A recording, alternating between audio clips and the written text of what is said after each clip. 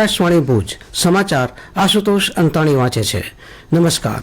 પ્રધાનમંત્રી નરેન્દ્ર મોદીએ કહ્યું કે સરકાર દેશના ખેડૂતોને સશક્ત બનાવવા માટે પ્રતિબદ્ધ છે। સોશિયલ મીડિયા દ્વારા એક સંદેશમાં શ્રી મોદીએ કહ્યું, તેમણે ગઈકાલે નવી દિલ્હીમાં ભારતીય કૃષિ સંશોધન સંસ્થા ખાતે વધુ ઉપજવાળી, વાતાવરણને અનુકૂળ અને જૈવિક પોષક તત્વોના પાકની 109 જાતનું વિમોચન કર્યું। આ તમામ જાત ખેતી અને બાગાયતની 65 પાકની છે। ખેતી પાકમાં બાજરી, તેલીબિયાં, કઠોળ, શેરડી, કપાસ અને અન્ય પાકના બીજનો સમાવેશ થાય છે, જ્યારે બાગાયતી પાકમાં ફળ, શાકભાજી, કંદ, મસાલા, ફૂલ અને ઔષધીય વનસ્પતિઓના બીજનો સમાવેશ થાય છે।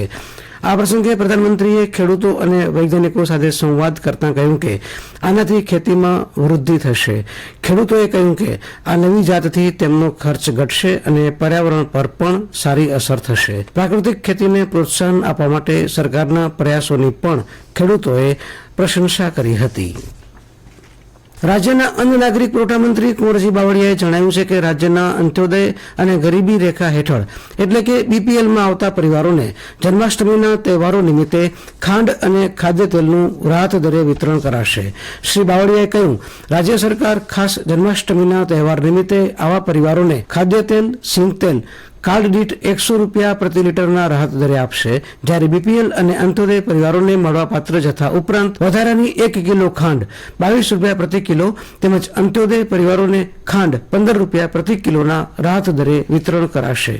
મંત્રીશ્રીએ કહ્યું કે 74 લાખથી વધુ રાશન કાર્ડ ધરાવતા પરિવારના 3,60,00,000 લોકોને પ્રધાનમંત્રી ગરીબ કલ્યાણ અન્ન યોજના અંતર્ગત આ ઓગસ્ટ મહિનામાં ઘઉં, ચોખા અને શ્રી અન્ન, બાજરી અને જુવારનું વિનામૂલ્યે વિતરણ કરાશે। આ વિતરણ રાજ્યની 17,000થી વધુ વ્યાજબી ભાવની દુકાન ખાતે થઈ રહ્યું છે। સુરત શહેરમાં કેન્દ્રીય મંત્રી સી.આર. પાટીલ અને ગૃહ રાજ્યમંત્રી હર્ષ સંઘવીની ઉપસ્થિતિમાં તિરંગા યાત્રા યોજાઈ। આ યાત્રામાં 1 લાખથી વધુ લોકો જોડાયા હતા।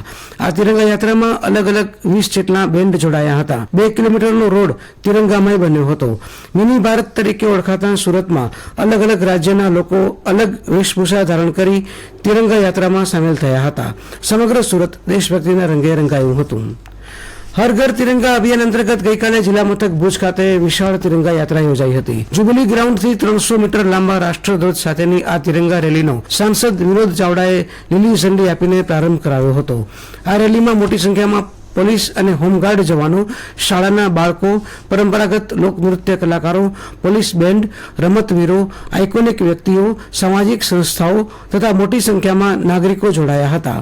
જ્યુબિલી ગ્રાઉન્ડથી પ્રસ્થાન થયેલી આ તિરંગા યાત્રા શહેરના મુખ્ય માર્ગ પરથી પસાર થઈને હમીરસર કાંઠે ગાંધીજીની પ્રતિમા પાસે પૂર્ણ થઈ હતી। સરદાર સરોવર બંધની સપાટીમાં ભારે વરસાદના પગલે સતત વધારો થતો જાય છે। નર્મદા નદીમાં કુલ 1,35,000 ક્યુસેક પાણી છોડવામાં આવી રહ્યું છે, ત્યારે જિલ્લા વહીવટીતંત્ર દ્વારા નર્મદા નદીના કિનારે આવેલા 25 ગામના લોકોને સાવચેત રહેવા જણાવાયું છે તથા લોકોને સલામત સ્થળે ખસી જવા સૂચના આપવામાં આવી છે। વહીવટીતંત્ર દ્વારા નર્મદા અને ભરૂચ જિલ્લામાં રેડ એલર્ટ જાહેર કરવામાં આવ્યું છે। નર્મદા ડેમની સપાટી ચાલુ સિઝનમાં પ્રથમ વખત 134.75 મીટર વટાવી ચૂકી છે।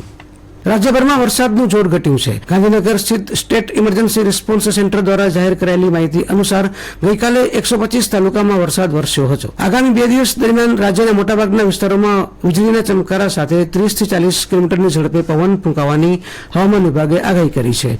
રાજ્યભરમાં છૂટાછવાયા સ્થળે હળવાથી મધ્યમ વરસાદની સંભાવના પણ હવામાન વિભાગે વ્યક્ત કરી છે।